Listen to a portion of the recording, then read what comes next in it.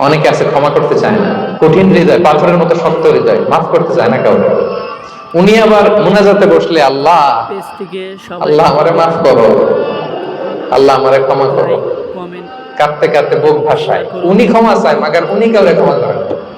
এরকম ডাকাত আছে না নাই? সহযোগিতা চিন্তা করছেন? উনি ক্ষমা চায় আল্লাহর কাছে, কিন্তু উনি ক্ষমা করে না। প্রিয় ভাইরা, ক্ষমা করুন। যে ক্ষমা করে সে ক্ষমা পায়।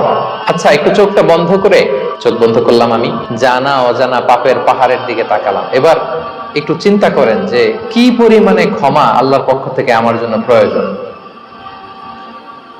চিন্তা করেছেন? এবার চোখ খুলুন, পাপের পাহাড়ের দিকে একটু তাকান। আপনার আপনার জানা অজানা যে পাপের পাহাড়, তাকান এবং ভাবুন এগুলোর জন্য কি পরিমাণে ক্ষমা আল্লাহর পক্ষ থেকে আপনার দরকার, প্রয়োজন। সেই প্রয়োজনের তাগিদে হলেও ক্ষমা করুন। খেয়াল রাখবেন, যে ক্ষমা করে সে ক্ষমা পায়, যে অন্যকে ক্ষমা করে না সে ক্ষমা পায় না। তাহলে আল্লাহর কাছে ক্ষমা চাওয়ার আগে আপনি আপনার পাশের লোকদেরকে ক্ষমা করবেন। পারা যাবে তো ইনশাআল্লাহ? ক্ষমা এটা সবাই করতে পারে না, এটা অনেক বড় মহৎ গুণ। যার হৃদয় বড় সে ক্ষমা করতে পারে।